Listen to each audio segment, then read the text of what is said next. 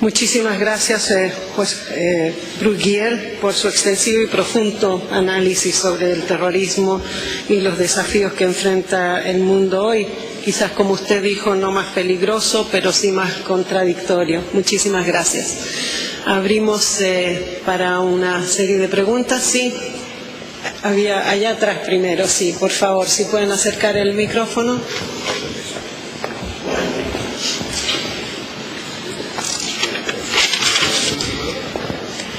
Por favor, partimos acá con el embajador de México, por favor, mientras llega el micrófono allá. If you can wait, I'll give the floor.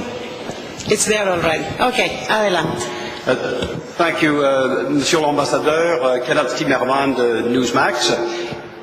On a entendu beaucoup de vous sur la menace d'Al-Qaïda, mais rien de l'État islamique d'Iran.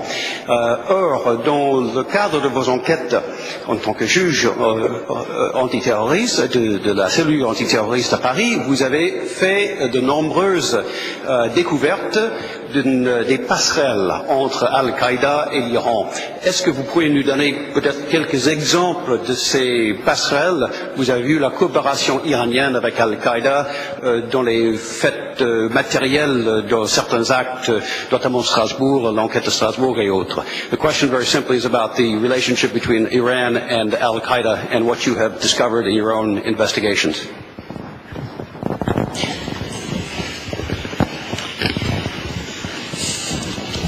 Je vais tâcher de répondre à votre question, qui n'est pas une question simple, non pas qu'elle pose problème, mais je crois qu'il faut se défier des globalisations et des questions assez simplistes.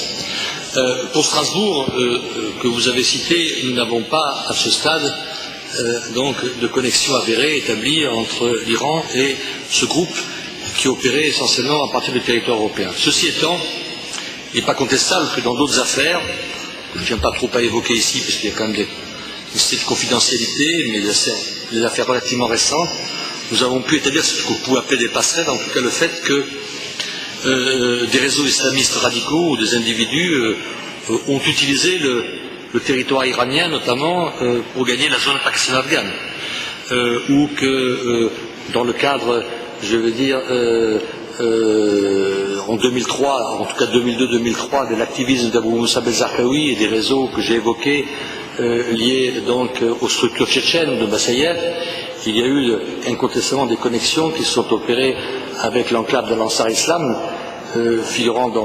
qui se trouve dans le Kurdistan irakien, mais les connexions, les liens physiques se faisaient davantage par le passage par le territoire iranien que par le territoire irakien. Alors, c'est évident qu'il faut analyser, savoir quel est le degré d'implication de l'Iran dans ce domaine, mais c'est incontestable que l'Iran, par sa position géographique, a pu attirer et que nombre de groupes sont passés par son sol. Pour le reste, je veux dire, les agendas étaient malgré tout différents, un agenda chiite, un agenda sunnite, et que, je veux dire, dans le cadre des structures que nous avons analysées, sur lesquelles nous avons travaillé, et surtout avant 2001, nous n'avons pas vu à ce stade donc de connexion avérée ou d'implication. Je dirais qu'après 2001, les choses sont un peu plus confuses, un peu plus complexes. Bon, mais il m'est difficile ici d'aller plus avant parce que le sujet est difficile. Le sujet est difficile parce que je crois il nécessite beaucoup d'analyse pour arriver à déterminer ce que vous appelez donc une connexion, une implication donc de ce grand pays. Voilà.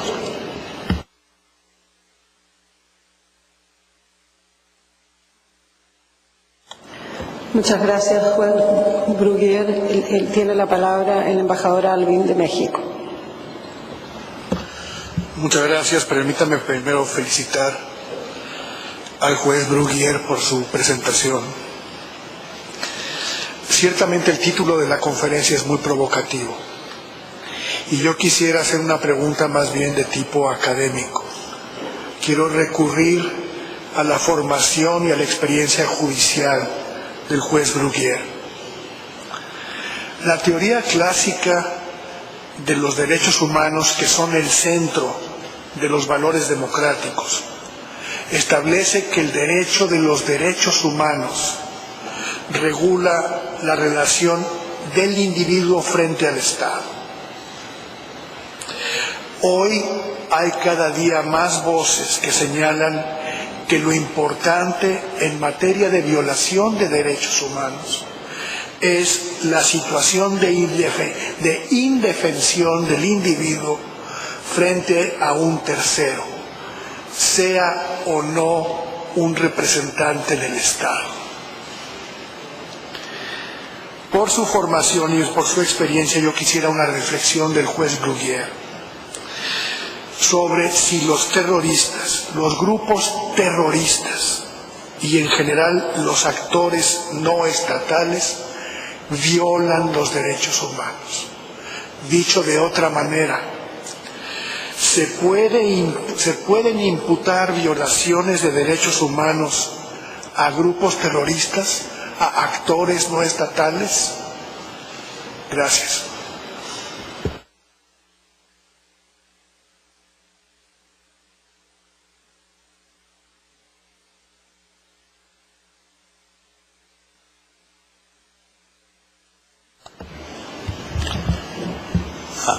Answer in French is much more comfortable to me. Je crois que les deux, si vous voulez. Je crois que le vrai problème, vous l'avez posé, c'est le problème effectivement par rapport au concept par rapport à la violation des droits de l'homme.